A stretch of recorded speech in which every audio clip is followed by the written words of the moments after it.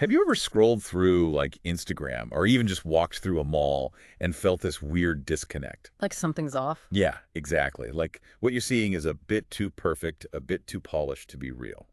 Well, you might be tapping into what the French sociologist Jean Baudrillard called hyperreality. Okay, hyperreality. Tell me more about this. He wrote about it in this book, Simulacra and Simulation, back in 1981. Basically, it's when the line between reality and a simulation gets so blurry that the simulation starts feeling more real than the actual thing. So it's not just that we're surrounded by simulations, but those simulations are kind of taking over. You got it. And today we're going to really unpack this whole hyperreality thing, see what it means for us. I'm in. Where do we even begin? Baudrillard broke down how these representations, these simulations, evolve in 4 stages. 4 stages, all right. Lay it on me. So stage 1 is like the most basic. It's just a straight up reflection of reality. Think like a photograph. Exactly. A faithful copy, no frills. Makes sense. Then what? Stage 2 is where things get a little more distorted. The representation starts to mask and kind of twist reality. Okay, so it's still based on something real, but it's been tweaked. Yeah, like airbrushing a photo, you still have the original person, but they've been, idealized a bit. So like reality with a filter. What happens in stage 3? Things get really interesting here. This is where the representation masks the absence of reality. Oh, wait. Break that down for me. Think of it as like creating something out of thin air and presenting it as real. Like a fake news story disguised as a legitimate article. You got it. It's trying to convince you something exists when it actually doesn't. That's a pretty big leap from a filtered photo. Yeah. So then the final stage is hyperreality itself. Bingo. Stage 4 is where the representation just completely breaks free from any real-world counterpart. So it's like its own self-contained thing. Totally. It becomes this pure simulacrum, a symbol with no connection to any original reality. Okay, I think I'm starting to get this. But can we make it a little more concrete? Like how does this hyperreality show up in our everyday lives? Oh, for sure. Let's take Disneyland, for example. It's designed to simulate real places, right? Yeah, like Main Street, USA is supposed to be a classic American small town. Exactly.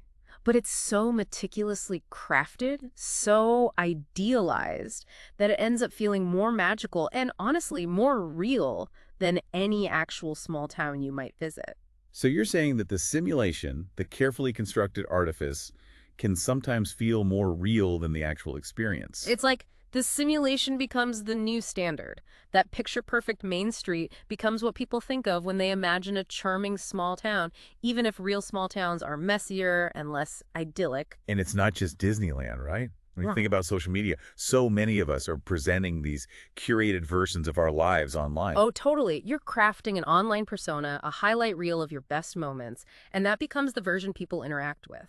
It's almost like a hyperreal version of yourself, this polished online self that might be pretty different from your everyday life. And building on this idea of crafted personas and online selves, we see something similar in advertising. Absolutely. Like, take a luxury perfume ad. They often create these elaborate fantasy worlds full of glamour and desire, and those images might have nothing to do with the actual scent of the perfume. Right. They're selling you a feeling, an aspiration, a simulated world that's way more potent than just the product itself. It's the image, the story that sells. And we buy into it because it taps into our desires. And you can't forget about celebrity culture. I mean, so much of what we see of celebrities is constructed. Yeah, it's all carefully managed by publicists and the media. It's this fabricated persona, this image that might be totally different from who they really are in their private lives. So the question is, what does it mean for us to live in this world where hyperreality is everywhere, where it's hard to tell what's genuine and what's a simulation? Baudrillard argued that this constant exposure to hyperreality makes it harder for us to even recognize what's real anymore. We start to value the spectacle, the illusion, over genuine substance. Like we might be more moved by a perfectly staged Instagram post than by an actual moment of beauty in our lives. We risk mistaking the map for the territory. We start believing that the simulation is reality, which Baudrillard thought could lead to a feeling of being lost and a loss of meaning. So to sum it all up, hyperreality is when these simulations become so powerful that they actually replace the reality they're based on. Yeah, and that totally changes how we understand and interact with the world around us. So here's something for everyone listening to chew on. In this world where we're bombarded with carefully constructed realities, how do you decide what's truly meaningful?